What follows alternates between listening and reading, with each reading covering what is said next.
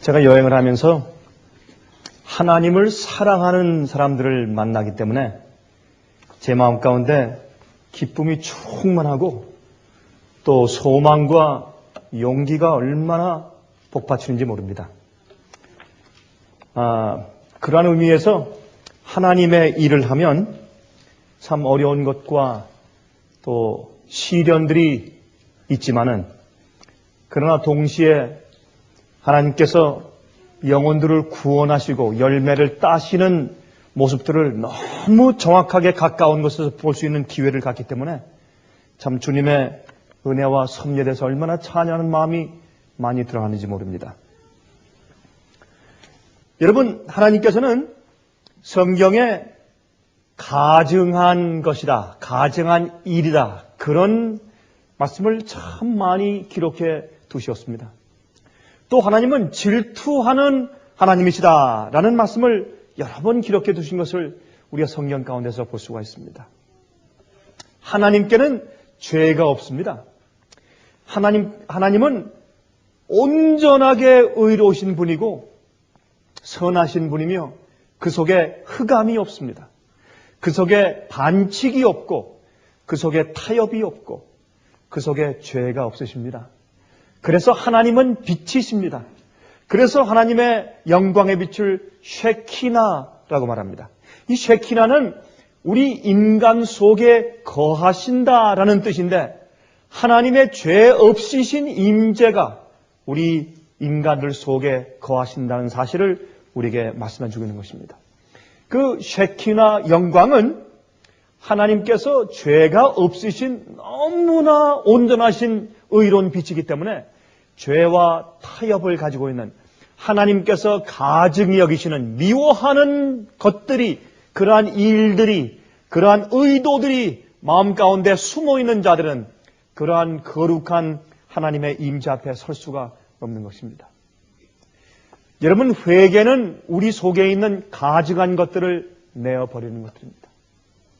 우리는 그래서 사실은 회개할 때 우리 마음이 정결해지고 그러면 그 정결해진 상태에서 하나님께서 죄 없으신 상태에서 하나님이 어떠하신지 하나님의 그 어떠하신 그 하나님의 인격, 하나님의 됨됨이, 그래서 하나님처럼 거룩하신 조물주께 그런 단어를 붙여서 괜찮겠습니까마는 그러나 하나님의 됨됨이, 하나님의 어떠하심처럼 우리가 성장해야 되는 것입니다.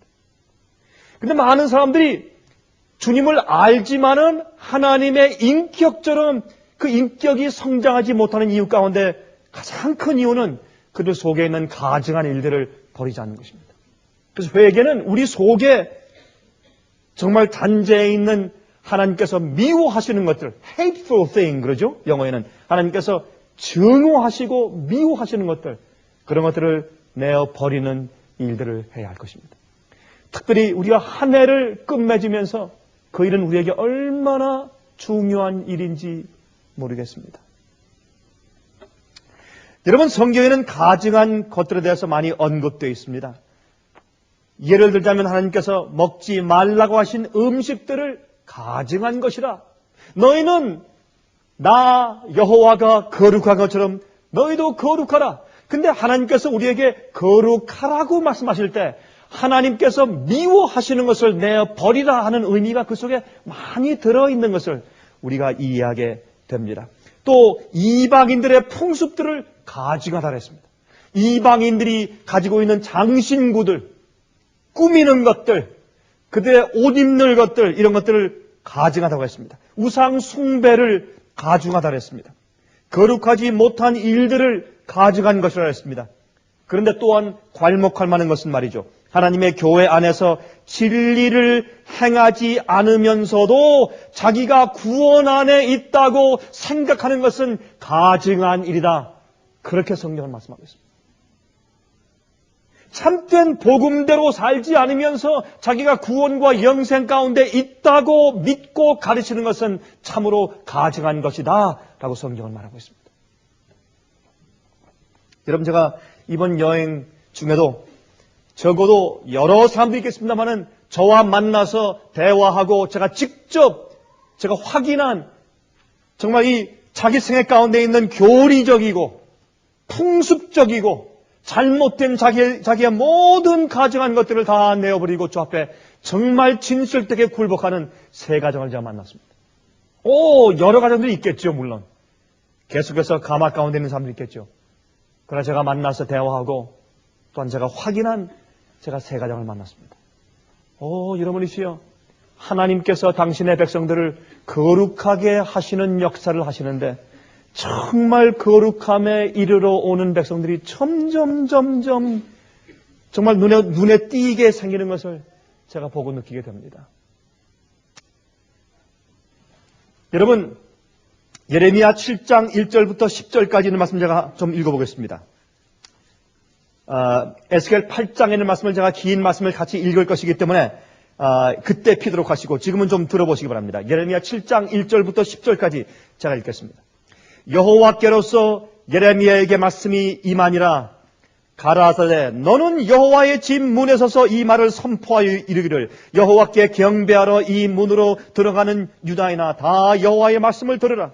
만군의 여호와 이스라엘의 하나님이 이같이 말씀하시되 너희의 길과 행위를 바르게 하라. 그리하면 내가 너희로 이곳에 거하게 하리라. 다시 말해서 거룩하라. 가증한 일을 버리라. 의를 행하라. 그러면 너로 하여금 내 전에 거하게 할 것이라. 그 말씀입니다. 너희는 이것이 여호와의 전이라 여호와의 전이라 여호와의 전이라 하는 거짓말을 믿지 말라. 너희가 내가 가증히 여기는 일들을 하면서 이것이 하나님의 성전이다 하나님의 성전이다 하는 그런 거짓말을 믿지 말라.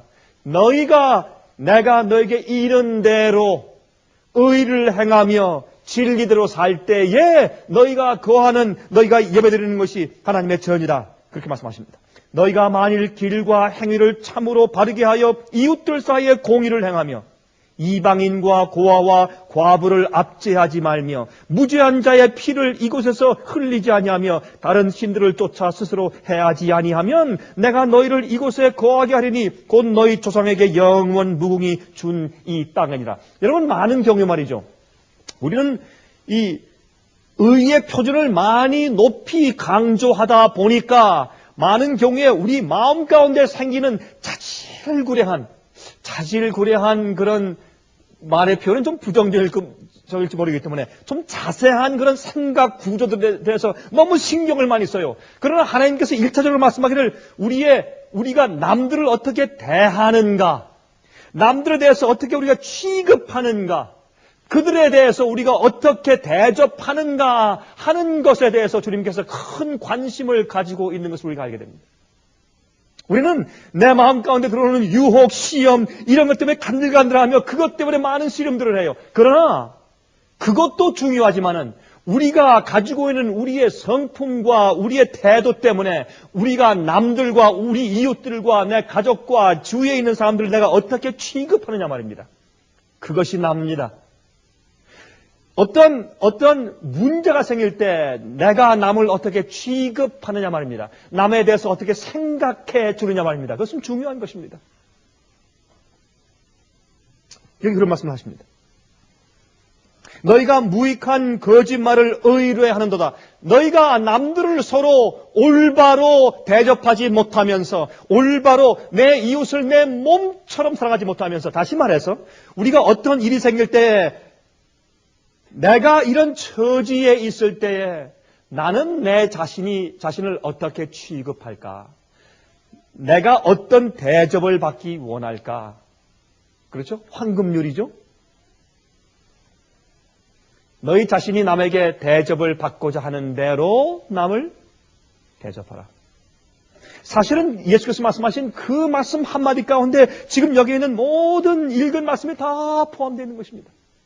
그것이 우리가 남을 어떻게 취급하느냐 하는 것이 내가 하나님을 정말 얼마나 사랑하느냐를 판단해주고 또 내가 남을 어떻게 대접하느냐, 남에 대한 나의 태도가 어떠하느냐에 따라서 하나님께서 내 예배를 받으시는지 받지 아니하시는지가 결정됩니다.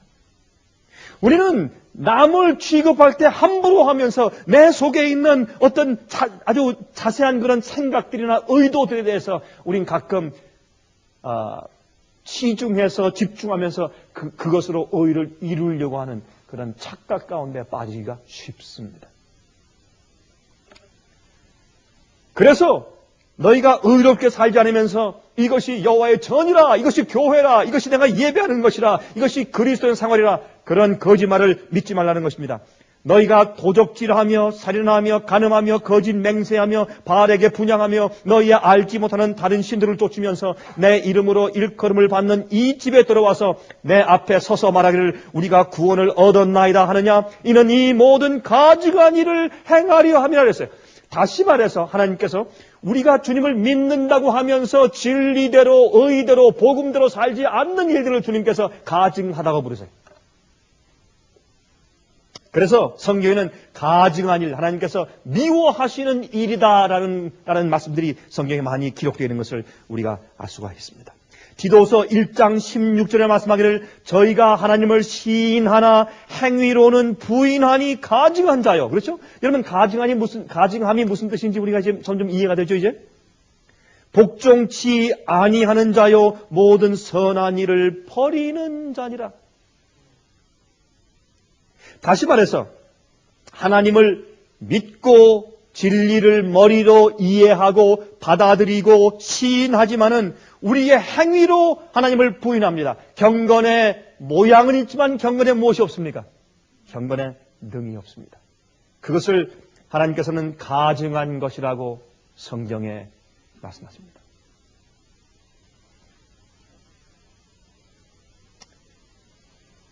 여러분, 우리가 내 자신에게 유익을 취하게 될 때에 남을 어떻게 취급합니까? 내가 좋은 평판을 얻게 될 때에 그 유익을 내가 얻기 위해서 남을 어떻게 취급합니까? 내가 인기를 얻기 위해서 남을 어떻게 취급합니까? 이런 것들은 우리가 하나님 앞에 서서 주님께 예배 드리는 것이 간합되도록 하는 아주 중요한 모토입니다. 자, 그런데 여러분, 제가 이렇게 시작하면서 이제 여러분을 어디로 제가 인도하려고 하느냐 하면 하나님께서 이 성경 가운데 가증하다고 말씀하시는 일이 과연 어떤 것을 의미하는가? 지금 제가 말씀드린 이런 것들은 우리 생애 가운데 성경에 말씀하신 복음을 참으로 경험하는 것을 말하는 것입니다. 복음은 하나님의 뜻대로 사는 경험을 어떻게 하는가 하는 것이 복음입니다. 복음은 우리가 할 수 없는 그것을 하나님께서 성령을 통해서 내 속에 들어와서 그렇게 해 주시는 능력을 복음이라고 부릅니다. 이 복음을 올바로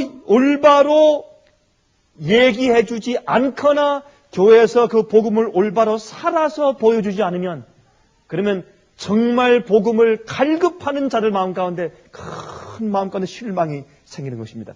여러분, 제가 이번 기회에 만난 그 한 분은 정말 한국에서 정말 꽤 큰 교회 다니던 분이었는데 이 복음 문제 때문에 굉장한 갈등이 있었습니다. 아무리 방언을 하고 아무리 기적을 행하고 아무리 성령을 받았다고 애를 쓰고 아무리 또 성령을 많이 받았다고 자랑을 할지라도 교회가 아무리 크고 능력이 있고 부할지라도 그 속에 복음의 실천이 없을 때, 복음의 능력이 없을 때, 경건의 능력이 없을 때 그때 참된 백성들과 가라지가 갈라진 것입니다. 여러분, 제가 계속해서 제가 보는 것은 이 세상 도처에 정말로 의를 향해서 굶주리고 목마른 마음을 가지고 정말 주의 말씀을 찾는 자들이 방방곡곡에 있어요. 그런 자를 주님께서 이끌어 들여서 11시 일꾼으로 삼으시는 것을 저는 분명히 보고 있습니다. 주님께서 그 일을 아주 정말 마일이 강력하게 그런 일을 지금 하고 있는 것을 제가 분명히 믿습니다. 제 눈으로 확인하고 다닙니다. 여러분, 그런데 하나님께서 당신의 교회가 가증한 일을 행한다고 언급하신 말씀이 많이 기록되어 있는 성경장들 중에 하나가 에스겔서 8장과 9장입니다. 좀 펴서보십시다. 여러분, 에스겔의 말씀은 말이죠, 그 당시의 교회뿐만 아니라 현대 교회의 상태를 묘사하고 있는 예언이에요. 이 장면들은 교회 안에서 의인들을 인치시는 말씀이 포함되어 있기 때문입니다. 거기서 가증한 일에서 떠나라는 말씀을 계속하고 있어요. 여러분 에스겔서 8장 1절부터 18절까지 있는 말씀을 좀 펴서 보십시다. 에스겔서 1장입니다. 다 펴십시오. 에스겔서 8장입니다. 8장. 에스겔서 8장 1절부터 18절까지 있는 전체 장을 좀 읽어보도록 하십시다.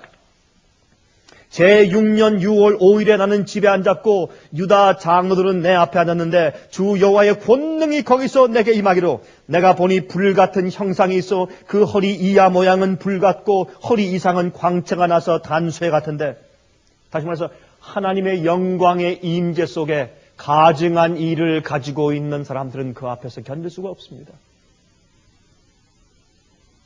그러한 교회는, 그러한 가증한 일들이 자행되고 있는 교회는 그런 하나님의 임재를 받을 수가 없습니다. 그래서 하나님께서 그 성전에 오시지 않고 어디로 오십니까? 에스겔 집에 오세요.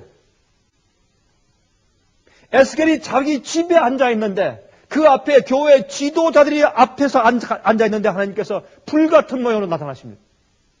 그 성전에는 지성소에 계셔야지요. 그 하나님께서 계시 가운데 오히려 에스겔 집으로 오시는 것을 여기서 볼 수가 있습니다. 그가 손 같은 것을 펴서 내 머리털 한 모습을 잡으며 주의 신이 나를 들어 천지 사이로 올리시고 하나님의 이상 가운데 나를 이끌어 예루살렘으로 가서 안뜰로 들어가는 북향한 물에 이르시니 거기는 투기의 우상, 곧 투기를 격발케 하는 우상의 자리가 있는 곳이라. 다시 말해서 여기는 말씀 무슨 뜻이냐면 하나님의 마음 가운데 질투를 일으키는 우상이에요. 하나님은 질투하는 하나님이십니다. 여러분, 순수한 사랑은 질투하는 사랑이에요. 처음에 제가 젊을 때 제가 질투하는 하나님에 대해서 제가 이해하려고 참 꽤 많이 그 마음 가운데 애써본 경험이 있습니다. 왜 하나님께서 인간적인 그런 표현으로 하나님은 질투하는 분이라고 그렇게 설명했을까? 여러분, 순수한 사랑 속에 질투함이 없으면 그건 사랑이 아닙니다. 내 아내가, 내 남편이 다른 이성과 함께 손을 잡고 걸어가는데 난 당신을 사랑합니다. 난 이해합니다. 이것은 사랑이 아닙니다. 그렇죠? 하나님을 당신이 사랑하시는 교회와 당신이 사랑하시는 백성들이 우상 숭배할 때 그것은 여호와의 마음 가운데 투기를, 질투를 격발시키는 것입니다. 또 두 번째로 이것은 사람들 마음 가운데 투기하는 우상을 상징할 수도 있습니다. 성전을, 교회를 타락시키는 기본적인 한 가지 문제는 질투입니다. 시기입니다. 남들에 대한 나의 태도입니다. 여러분, 그것은 중요합니다. 여러분, 우리가 남들이 슬퍼할 때, 우리의 이웃이 내 교우가 잘못되었을 때 같이 슬퍼해 주는 것은 그래도 쉽습니다. 그런데 남이 잘 됐을 때 이런 거 쉽습니까?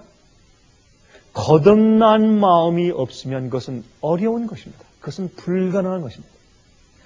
남이 잘 됐을 때, 남이 영광을 얻을 때, 남이 축복을 받을 때 그때 같이 기뻐하며 정말 즐거워질 수 있는 것, 그것은 거듭난 마음이 없으면 그것은 안 되는 것입니다. 오죽하면 사촌이 땅을 살 때 뭐가 아프다고요? 배가 아프다고요.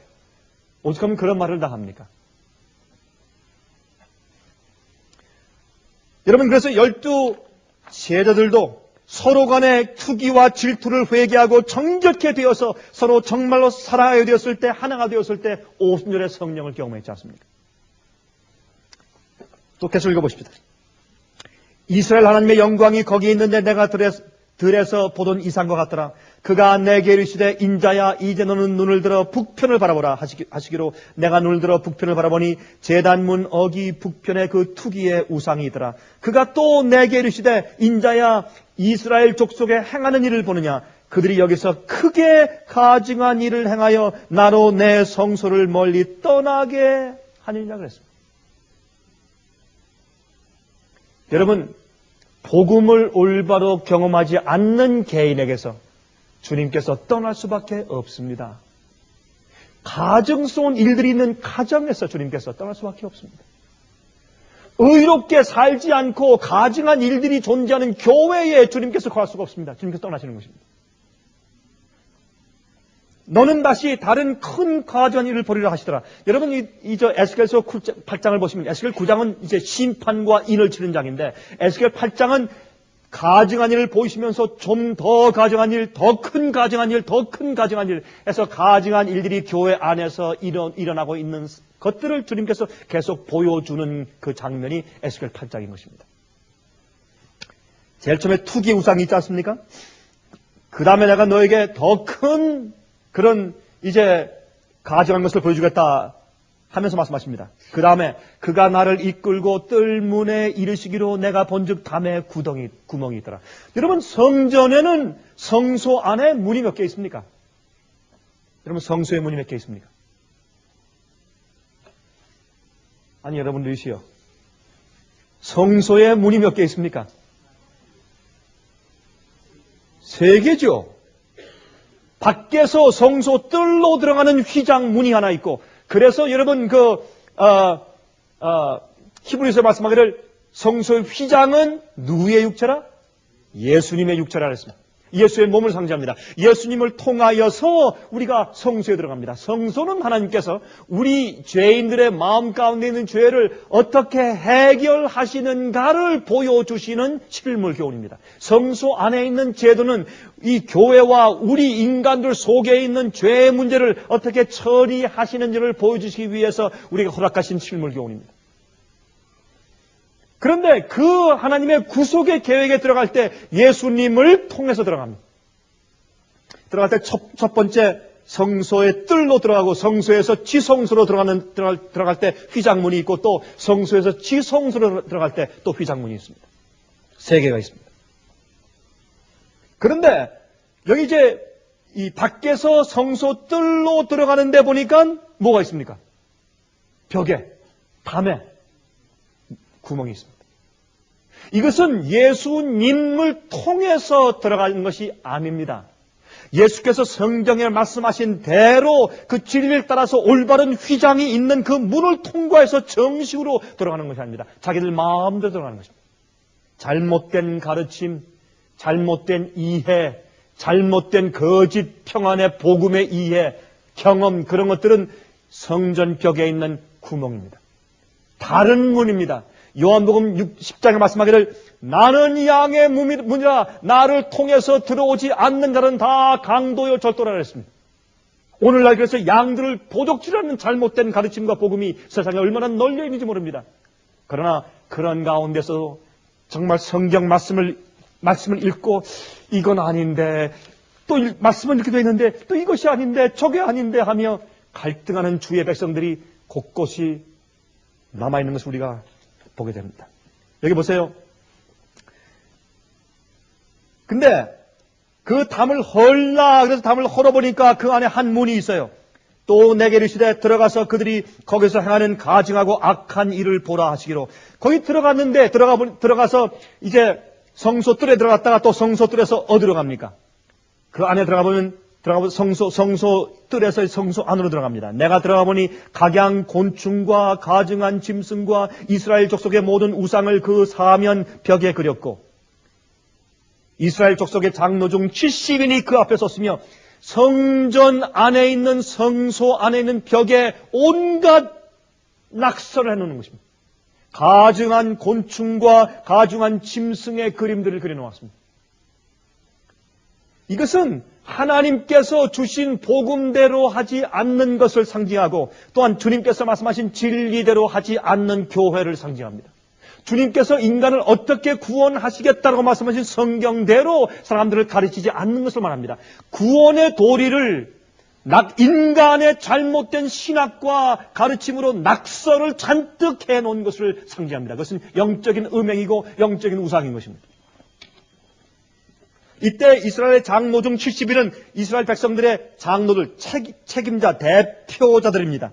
그 사람들이 손에 향로를 가지고 있습니다. 그 안에는 제사장이 들어가 있어야죠. 그러나 인간의 방백들이, 장로들이 들어가 있습니다. 향로를 들고 향연이 구름같이 올라옵니다. 이것은 하나님께서 성소 안에서 봉사하도록 임명하지 아니한 사람들이 잘못된 그런 일들을 하고 있는 것을 상징합니다. 또 내게 이르시되 인자야 이스라엘 족속의 장로들이 각각 그 우상의 방한 어두운 가운데서 행하는 것을 내가 보았느냐.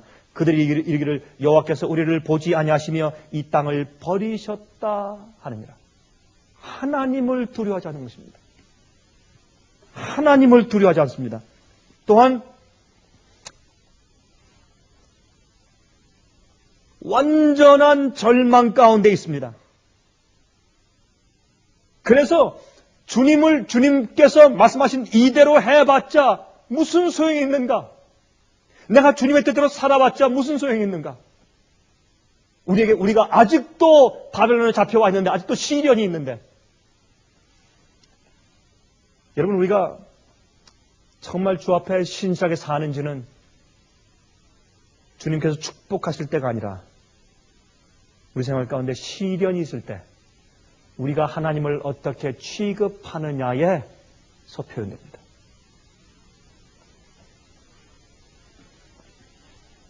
또 내게 이르시되 너는 다시 그들의 행하는 바 다른 큰 가증한 일을 보리라 하시더라. 그가 또 나를 데리고 여호와의 전으로 들어가는 북문에 이르시기로 보리 거기 여인들이 앉아 단무술을 위하여 애곡하더라. 여러분, 우리가요, 우리 생애 가운데서 왜 타협하는 줄 아십니까? 왜 우리가 죄를 짓는 줄 아십니까? 왜 우리가 하나님의 뜻대로 살지 않고 타협하는 줄 아십니까? 그것은 하나님께 대한 신뢰를 버렸기 때문에 그렇습니다. 내가 아무리 주님의 뜻대로 아무리 살아봤자 주님께서 내게 뭘 하시는데 라고 하는 그런 마음 가운데 낙심이 들어간 것입니다. 주님께서 이 땅에 속히 오신다고 100년 전부터 말씀했는데 주님께서 언제 오셔? 마음 가운데 낙심이 들어간 것입니다. 그런 자들은 하나님께서 마음 가운데 자기는 그렇게 말은 하지 않지만 마음속 깊은 바닥에서 하나님께서 자기를 버렸다고 하는 그런 낙심과 불신의 생각이 있는 것입니다. 여러분, 마음 가운데 불신이 생길 때, 하나님을 신뢰하지 않을 때 죄를 짓게 됩니다. 그건 틀림없습니다. 여러분 마음 가운데 신앙적인 어떤 의로운 생활 가운데 타협이 있으면 여러분 마음 가운데 왜 그러한 타협이 생겼는지, 여러분의 신앙생활이 왜 내려가는지를 한번 깊이 살펴보십시오. 여러분 마음 가운데 문제가 있습니다. 무슨 문제냐 하십니까? 하나님께 대한 전적인 신뢰가 없어졌습니다. 내가 주 앞에 이렇게 의롭게 아무리 살아봤자 so what? 주님께서 나를 어떻게 하시는데, 그런데 그래서 나한테 무슨 유익이 있는데, 이래봤자 하나님께 대한 전적인 신뢰가 꺾어지면 여러분 신앙이 꺾어지게 되어 있습니다. 그래서 여러분 어떻게 하는지 아십니까? 잘못된 복음을 믿게 되어 있습니다. 한 분이 저한테 그런 얘기를 해요. 목사님, 저는 아무리 성경을 보고 아무리 말씀을 읽어봐도 가르치시는 그 복음이 틀림없습니다.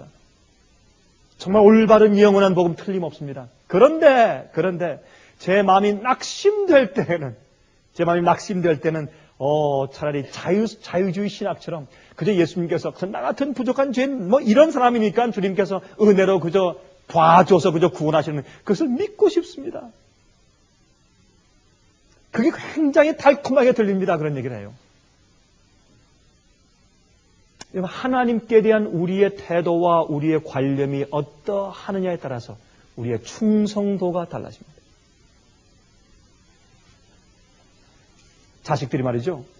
아버지에 대한 신뢰도가 어떠냐에 따라서 그 자식이 밖에 나가서 행동하는 것이 달라집니다.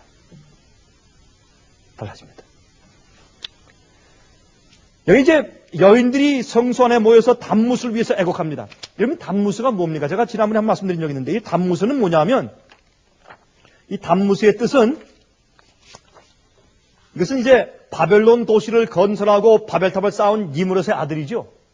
그런데 이 단무수는 말이죠, 그 니므롯이 죽은 다음에 세미라무스 그 부인이 남편이 죽은 다음에 임신을 했습니다. 그러면 다른 사람이죠. 니므롯의 아들이 아니죠. 그러나 이 세미라무스가 말하기를 내 남편 니므롯이 죽어서 그 영이 태양 속에 들어가서 태양신이 되었다라고 가르쳤습니다. 그래서 그 태양의 빛이 비칠 때 그 영이 계속 오는 것인데 그 영이 내 속에 들어와서 나로 하여금 임신을 시켰다고 말을 했습니다. 그렇게 해서 낳은 것이 바로 담무스 신입니다. 근데 담무스 신인데 그 어머니인 세미라무스의 이름은 사실은 이시타였습니다. 이시타르가 영어로 바뀐 이름이 뭘까요? 이스터, 부활절이에요. 부활절은 예수님의 그 부활하신 날과 전혀 상관이 없죠. 근데 이 담무스가 말이죠, 20살 때 곰 사냥을 하다가 그만 곰에 물려 죽었습니다. 그때 그 어머니 세미라무스가 그 죽음을 위해서 많이 애도했어요. 근데 이 겨울이 다가올 때 죽었습니다. 그래서 이 담무스가 죽었는데 이 이시타 신이 이 세미라무스가 그 죽은 자기의 아들의 영혼 속에 깊은 땅속으로 들어가서 그 영혼을 불러내는 일을 언제 하느냐면 이 봄철에 한다고 가르쳤어요. 그래서 모든 이런 이교 신앙과 태양신을 숭배하는 신앙과 가르침이 어디에서 유래되느냐면 이 바벨론에서부터 계속 유래되어 오는 것입니다. 그것이 기독교와 믹스돼서 가르쳐진 많은 이교의 가르침들이 성경 가운데, 교회 가운데 있기 때문에 그것을 바벨론이라고 성경은 부르는 것입니다. 그것이 이런 것들이 사실은 성소 안에 들어가서 이 더러운 곤충과 짐승들로 낙서하는 일로 사실은 성경이 표현한 것을 우리가 알 수 있어요. 그래서 이제 담무스를 위해서 애도합니다. 근데 그가 죽었을 때 죽은 그 절기에 그들이 애도하면서 겨울 절기에는 떡을 구워서 그 위에 담무스라는 이름의 그 첫 글자 T자를 떡에 이렇게 쓰고 새기고서 그다음에 그 떡을 먹으면서 애도했다고 했습니다. 그것이 이 이교인들의 이 바알신의 태양신의 그 경배하는 하나의 습관이었습니다. 그런데 이 봄이 되면 이제 매년 부활한다고 그랬는데 그의 부활을 위한 축제일이 매년 이 버날 에퀴낙스라고 그러죠. 그래서 춘분을, 우리 한국말로 춘분은 봄의 낮과 밤의 길이가 같아지는 시기를 말하지 않습니까? 낮과 밤의 길이가 똑같은 그것을 춘분이라고 그러죠. 그 춘분이 생긴 다음에, 춘분이 지난 다음에 첫 보름달이 뜬 이후의 첫 일요일에 바로 그 부활의 축제를 지켰습니다. 이것을 오늘날 교회에서는 부활절로 둔갑해서 지키는 것이죠. 그것은 3월 22일부터 4월 12일 사이에 매년 조금씩 다르죠? 생기는 이제 이시타 축제일이라고 이제 그때 했습니다. 이 담무스의 생일이 또한 12월 25일이죠. 크리스마스죠. 사실 크리스마스는 예수님의 생신이 아니라 담무스의 생일인 것을 우리가 아는 사람 다 알고 있습니다. 이렇게 해서 하나님의 교회가 이교의 신의 가르침과 혼합된 상태를 말하는 것입니다. 여러분 생각해 보세요. 이거는 있을 수 없는 일입니다. 하나님께서 지으신 여호와의 성소 안에서 담무스 신을 애곡하는 일이 생깁니다.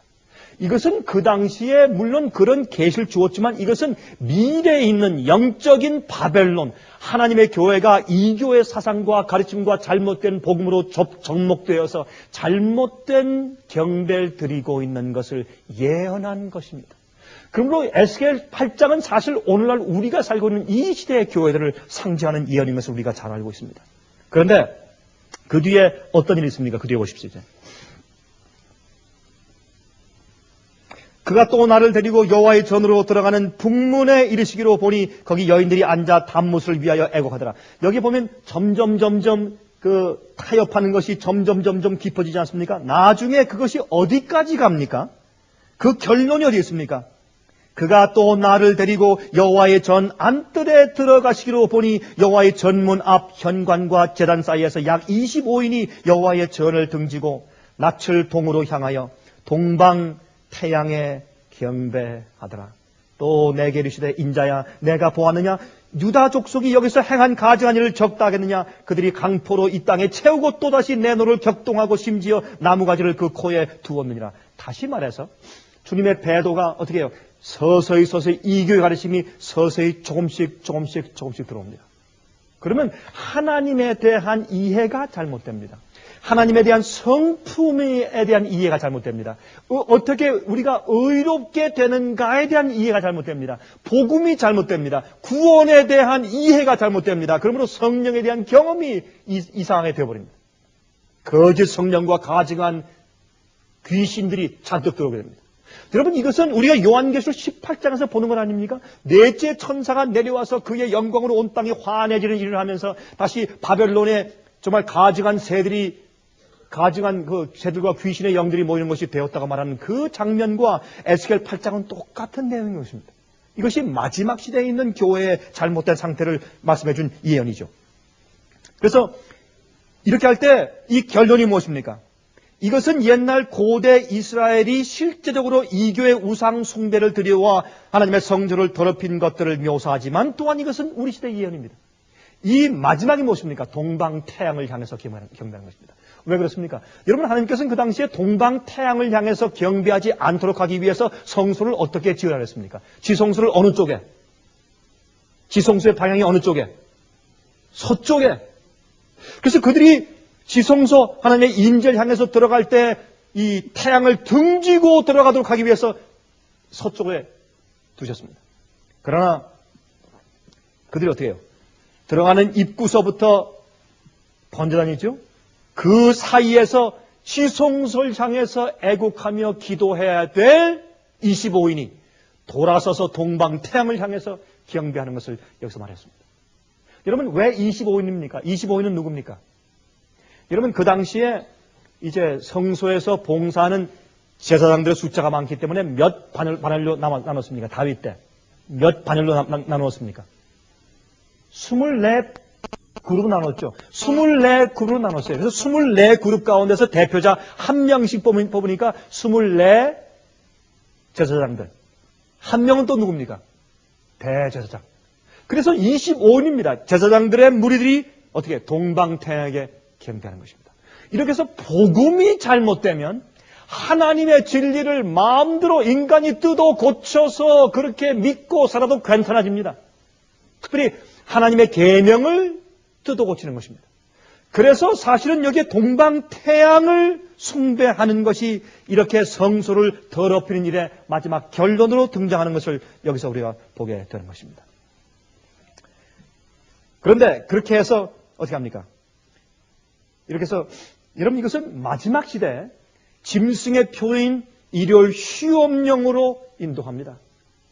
여러분, 그러한 짐승의 표의 환란은 그것으로 시작해서 끝나는 것이 아닙니다. 제일 처음에는 아주 사소한 성경의 진리와 복음을 조금씩 타협하고 이교의 가르침을 들어와서 하나님에 대한 이해를 조금씩 달렸을 때 그 결과는 하나님의 계명을 어기는 일을 하게 되는 것입니다. 주님의 계명을 인간의 권위로 어기고 바꾸어도 괜찮다는 그러한 사고방식을 가지고 예배드리게 되는 것입니다.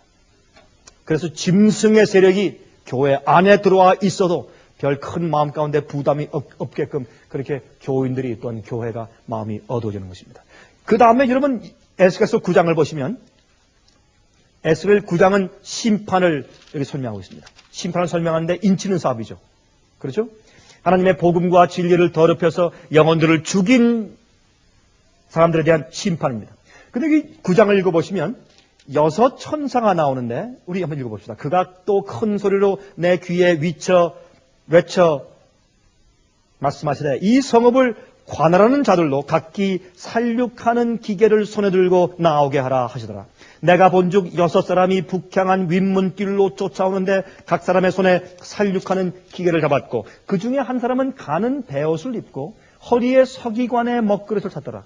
그들이 들어와서 놋 제단 곁에 서더라. 여기는 천사들이 하나님의 교회를 심판하는 장면을 이렇게 상징해 설명했습니다. 그룹에 머물러 있던 이스라엘 하나님의 영광이 올라 성전 문지방에 이르더니 여호와께서 그 가는 베옷을 입고 서기관의 먹그릇을 찬 사람을 불러 이르시되 너는 예루살렘 성읍 중에 순행하여 그 가운데서 행하는 모든 가증한 일로 인하여 단식하며 우는 자의 이마에 펴하라 하시고 나에 듣는데 또 그 남은 자에게 이르시되 너희는 그 뒤를 쫓아 성읍 중에 순행하며 아껴 보지도 말며 크기를 베풀지도 말고 쳐서 늙은 자와 젊은 자와 처녀와 어린아이와 부녀를 다 죽이되 이마에 표 있는 자에게는 가까이 말라. 내 성소에서 시작할지니라 하시매 그들이 성전 앞에 있는 늙은 자들로부터 시작하더라.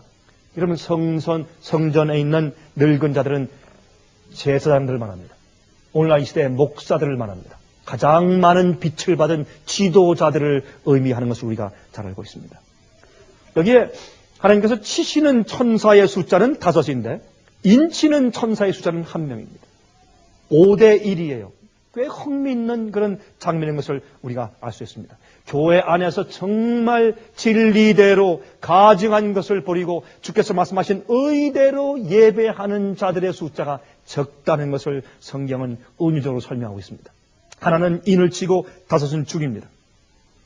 근데 여기에 성소에 가증한 일들을 보고 울며 탄식하는 자의 이마에 표하라 그랬습니다.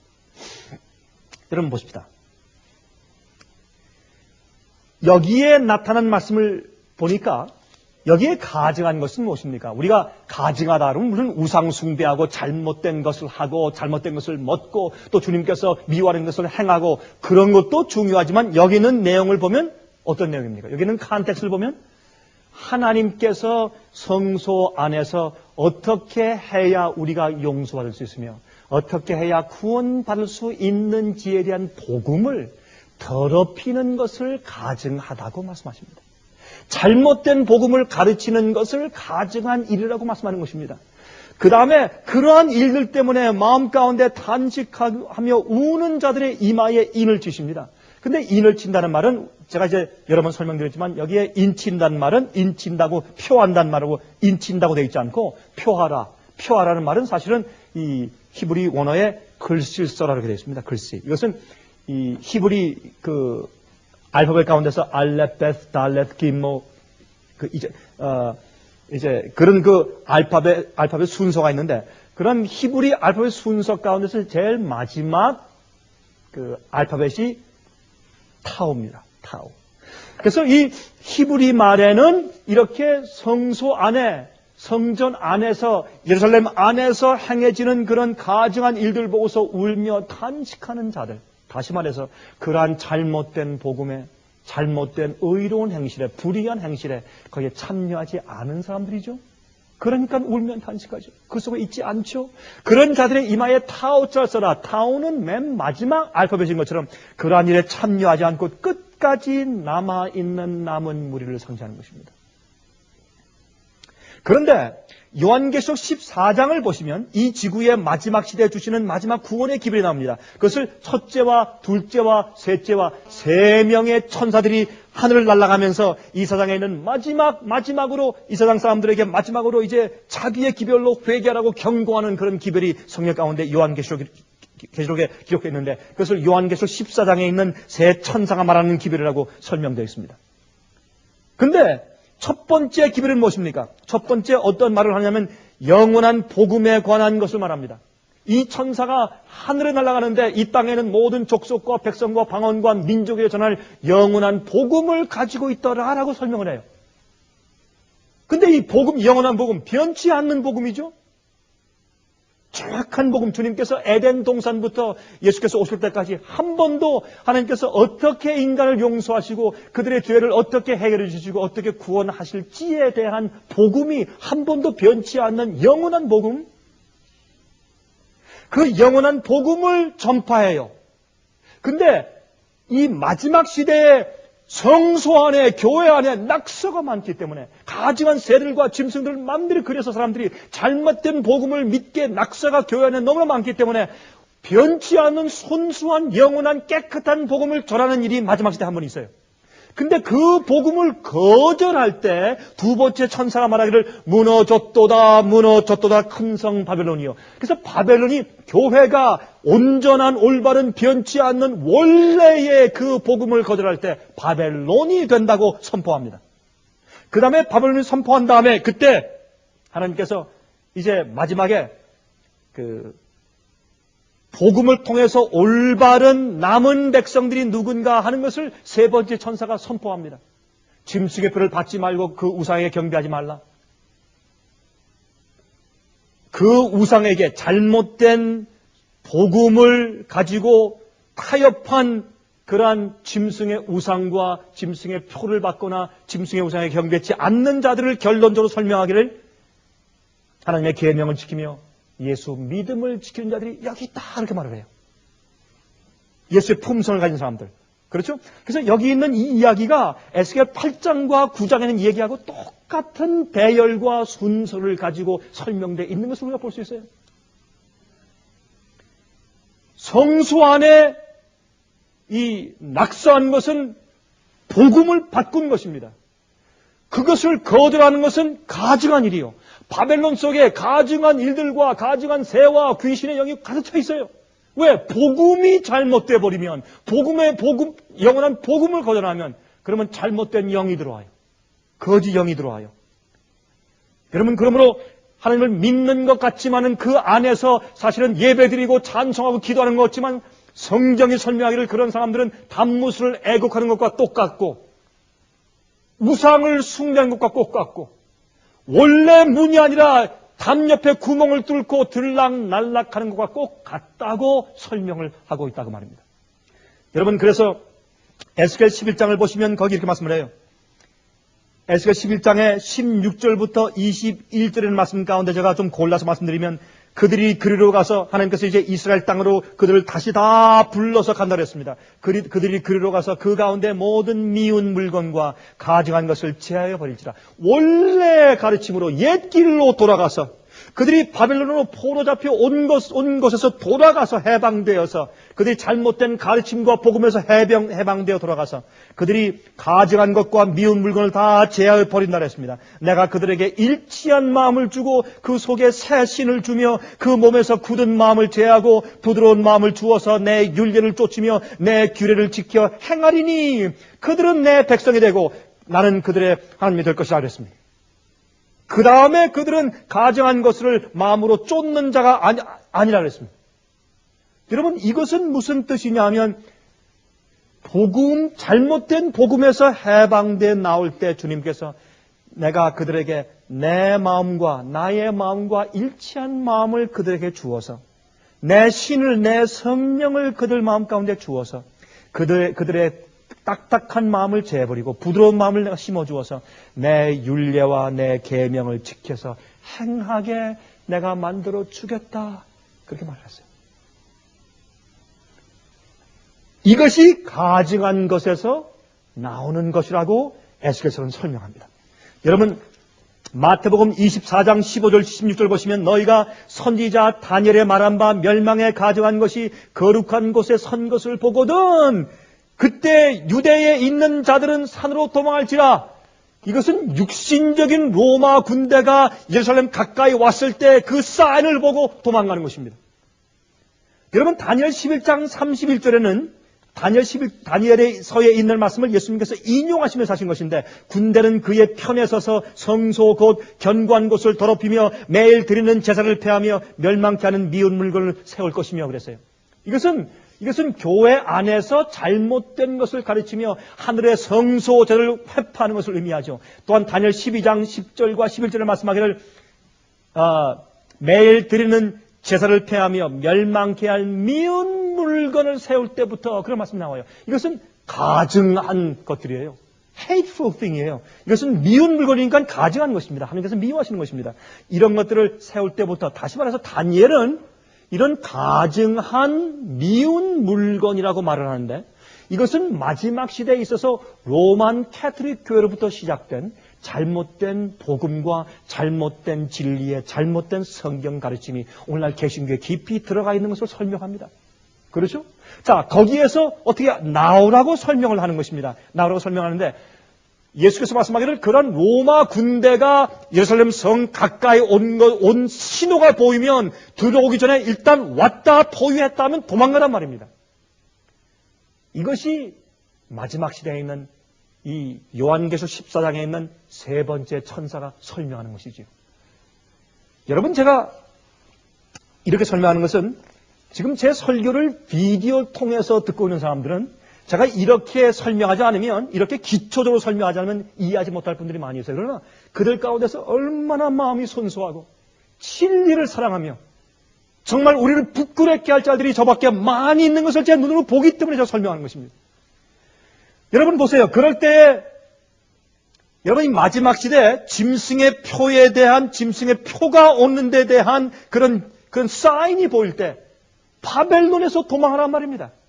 그 당시 예루살렘은 예수님을 거절했습니다. 잘못된 복음으로 성전 안에 낙서가 가득한 그런 곳이었어요. 거기서 도망하란 말입니다. 똑같은 그런 이 설명이 에스겔서와 다니엘과 예수께서 말씀하신 마태복음 24장에 기록되어 있는 것을 볼 수가 있습니다. 여러분, 그래서 요한계시록 17장 4절과 5절 보시면 이런 말씀이 있어요. 그 여자는, 이것은 바벨론에 대한 정체를 설명합니다. 자줏빛과, 그 여자가 자줏빛과 붉은 빛 옷을 입고 금과 보석과 진주로 꾸미고 손에 금잔을 가졌는데 가증한 물건과 그의 음행에 더러운 것들이 가득하더라. 세상을 취하게 할 음행의 금잔에 가증하고 더러운 것들이 가득해요. 그것이 무엇입니까? 하나님의 복음을 타협하는 것입니다. 잘못된 복음을 가리킵니다. 성경에서 말씀하신 주님께서 미워하는 그런 가짜 진리들을 가리키는 것입니다. 그 이마에 이름이 기록되었으니 비밀이라 큰 바벨론이라 땅의 음녀들과 가증한 것들의 어미라 하였더라 그랬습니다. 그 다음에 요한계시록 18장 1절부터 8절까지 보시면 이 일 후에 다른 천사가 하늘에서 내려오는 것을 보니 큰 권세를 가졌는데 그의 영광으로 땅이 환하여지더라. 힘센 음성으로 외쳐 가로되 무너졌도다 무너졌도다 큰 성 바벨론이여 귀신의 처소와 각종 더러운 영에 모이는 것과 각종 더럽고 가증한 새에 모이는 것이 되었도다. 성경에 있는 깨끗한 온전한 진리에서 벗어나는 모든 것은 하나님께서 미워하는 것이고 성경은 그것을 가증한 것이라고 말하는 것입니다. 그 중에서 가장 중요한 것은 하나님께서 인간을 어떻게 구원하시는지를 설명한 성서 복음에 대한 설명을 사람들이 바꿔놓은 것입니다. 타협시키는 것입니다. 값싸고 쉬운 복음을 가르치는 것입니다. 그 다음에 요한계시록 18장 12절과 18절을 보시면 거기에 이 바벨론이, 다시 말해서 타협된 잘못된 교회가, 바벨론 교회가 이 영혼들과 이 세상에 있는 사람들과 무엇을 서로 주고받고 사고 팔고 하는가, 그들이 사고 파는 무역하는 상품을 설명해요. 이렇게 설명해요. 여러분이 18장은 말이죠. 요한계시록 17장은 그 바벨론 세력이 누군가라는 것을 보여주고 18장은 그 세력이 멸망당하고 심판받고 불에 타는 것을 설명해요. 설명하는 과정 가운데서 이렇게 설명합니다. 그 상품은 금과 은과 보석과 진주와 세마포와 자주옥감과 비단과 붉은 옥감이요 각종 향목과 각종 상아 기명이요 값진 나무와 진유와 철과 옥석으로 만든 각종 기명이요 계피와 향료와 향과 향유와 유향과 포도주와 감람류와 고운 밀가루와 말과 소와 양과 말과 수레와 종들과 사람의 영혼들이라. 여기는 말씀이 다 뭡니까? 성소 제도와 성소 봉사에 필요한 모든 재료 아닙니까? 그 중에 특별히 바벨론이 다루는 상품이 뭔가? 사람들의 영혼입니다. 사람들을 자기들이 치부하기 위해서 사람들을 사고 파는, 영혼들을 사고 파는 것을 여기 설명하고 있습니다. 잘못된 진리와 복음으로, 잘못된 구원의 가르침으로 성소를 더럽히는 가증한 것들을 여기서 설명하고 있다고 말입니다. 자, 이제 좀 결론적으로 좀 설명합시다. 그러면 영원히 변치 않는 복음이 무엇입니까? 성전 벽에 낙서하지 아니한 원래 깨끗한 복음. 성전 벽을 뭘로 만들었습니까? 정금으로 만들었습니다. 순수한 믿음을 상징합니다. 거기 섞인 것이 없는 깨끗한 금을 상징합니다. 여러분, 그러한 이 원래 복음, 주께서 사람을 어떻게 구원하시는지에 대한 하나님의 성령이 그 마음 가운데 임재하시도록 하는 우리 마음의 벽은 순수한 정금이어야 합니다. 깨끗한 복음과 진리여야 합니다. 근데 그 영원히 변치 않는 영원한 복음 무엇입니까? 원래 인간이 이 에덴 동산에서 죽음에 이르렀을 때, 범죄가 되었을 때, 그 사람이 죽게 된 그 이유가 무엇입니까? 불순종이죠. 그래서 원래 영원한 복음의 출발은 뭐냐면, 순종하면 영생하고, 불순종하면 죽는단 말입니다. 여러분, 성경에 있는 복음은 우리가 어떻게 구원받는가는 복음은 아주 간단해요. 한마디입니다. 우리가 주님의 계명에 순종하면 영원히 살고, 불순종하면 죽고. 그러면 여기에서 이제 복음이 어떻게 들어오는가 하면 예레미야 31장 1장과 에스겔 36장에 설명합니다. 하나님께서 우리 마음에 있는 굳은 마음을 제하시고 부드러운 마음을 주시고 우리를 우상 섬김에서 우리를 정결케 해주시고 새 영을 주셔서 주님의 계명을 지키게 해주시겠다. 이것이 새 언약이다. 내가 이제 이스라엘 백성들과 새 언약을 세울 텐데 이때 대해서는 무엇이 앞선이 아닙니까? 주님의 뜻대로 살고 계명을 지키느냐 마느냐 하는 것이 주님의 계명을 지켜도 되느냐 안 되느냐, 주님의 계명을 지키는 것이 구원과 상관이 있느냐 없느냐, 그것은 선택의 여지가 없어요. 앞선이 아닙니다. 그것은 우리가 마땅히 해야 되는 것이에요. 여러분, 앞선은 무엇입니까? 이젠 내가 주님의 뜻대로 살고 주님의 계명을 지키는 풍성한 마음을 가지어야 구원인데, 이제 앞선은 무엇이냐면 내가 계명을 지켜야 되느냐 안 지켜도 구원받느냐, 그것이 앞선이 아니고 내가 어떻게 하면은 계명을 지킬 수가 있느냐, 그것이 영원한 복음입니다. 그것이 영원한 복음이에요. 어떻게 하면 그렇게 할 수 있느냐. 그래서 에스겔 36장에 말씀하기를 곧 너희 모든 더러운 것에서와 모든 우상을 섬기면서 너희를 정결케 할 것이며 또 새 영을 너희 속에 두고 새 마음을 너희에게 주되 너희 육신에서 굳은 마음을 제하고 부드러운 마음을 줄 것이며 또 내 신을 너희 속에 두어 너희로 내 윤례를 행하게 하리니 I will cause you. 내가 너를 그렇게 할 수 있도록 해주겠다. 히브리 10장에 말씀하기를 내 법을 저희 마음에 두고 저희 생각에 기록하리라. 그래서 내 법을 지키게 할 것이라 그랬어요. 사도 바울도 그 말씀을 인용해서 그러므로 우리가 참 마음과 온전한 믿음으로 하나님께 나아가자 그랬어요. 여러분, 하나님께서 우리 마음 가운데 어떻게 주님의 계명을 기록하십니까? 여러분 아침에 일어나서 나가실 때 어느 신발을 제일 먼저 신으세요? 오른쪽 신발을 신으세요? 왼쪽 신발을 먼저 신으세요? 저는 참 이상하게 어릴 때부터 저는 신발 신을 때 꼭 왼쪽 신발을 먼저 신어요. 오른쪽 신발을 먼저 신으면 아주 거북하고 이상합니다. 왜요? 그 습관이 제 머리에 기록되어 있기 때문에. 그것은 내가 그렇게 할 수밖에 없게 된 내 습관이요. 나의 태도요. 그게 나예요. 여러분 피아노 칠 때 만약에 도레미파 솔라시도를 칠 때마다 그때마다 하나씩 어느 손가락은 어딜 치고 계음을 하나씩 기억해서 친다면 칠 수 있겠습니까? 어떻게 여러분 월광곡을 칠 수 있으며 그 놀라운 그 빠른 소나타를 칠 수 있겠습니까? 어떻게 심포니를 연주할 수 있겠어요? 그것은 마음에 기록된 것이 아닙니까? 여러분, 그것은 습관적으로 우리의 두뇌의 세포 가운데 기록된 것이 아니에요.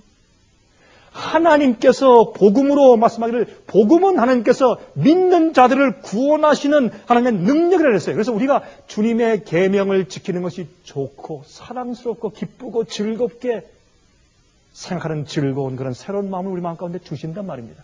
그래서 주님의 계명을 따라 지키는 것이 쉽도록 만들어 주시는 것입니다.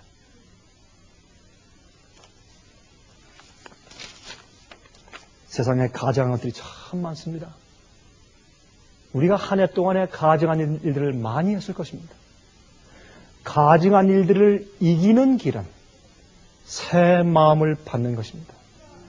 저는 새 마음을 가지고 새 영을 받아서 11시 일꾼들로 들어오는 영혼들을 많이 보기 때문에 제 마음 가운데 탄식이 있습니다. 우리 새 마음을 받아야 합니다. 오늘 저는 이론적인 것만 한 시간 내내 설명했습니다.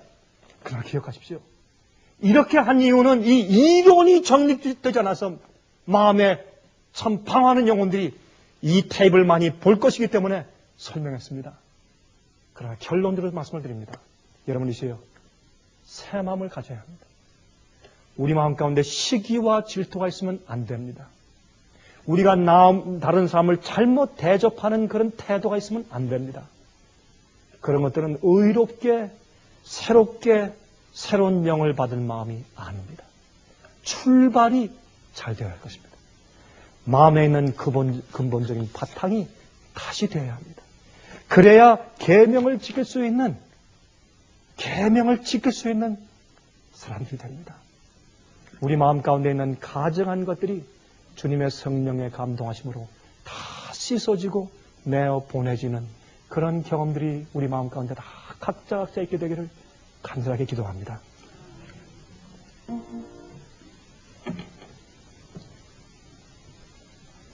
자비하신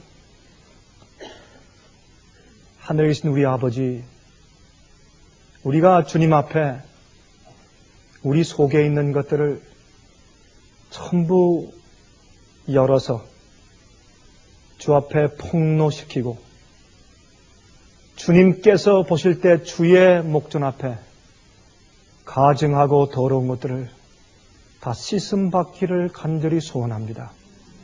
우리가 우리 자신을 이해하는 것이 아니라 하나님께서 보시는 눈으로 우리 자신이 보여주기를 소원합니다. 그래서 우리가 알지 못한 것들이나 우리가 알면서 가지고 있는 모든 부정한 것들을 예수 그리스도의 보혈의 피로 씻어주시고 주님의 뜻대로만 살 새로운 마음씨를 부여받게 도와주시길 아버지께 간구합니다. 주님이시여, 불법이 성함으로 사람들의 사랑이 식는다고 했습니다. 우리 마음 가운데 하나님을 향한 열정과 복음을 위한 열심과 이웃을 향한 사랑이 식는 이유는 우리 마음속에 있는 죄인 것을 인정합니다. 주님의 계명을 어기는 것들이 있는 것을 인정합니다. 또한 우리 마음 가운데 타협된 것들이 있는 것 때문에 그러한 것을 인정합니다. 주님이시여, 예수 그리스도의 피의 보혈 속에서만 의를 발견케 해주시옵소서.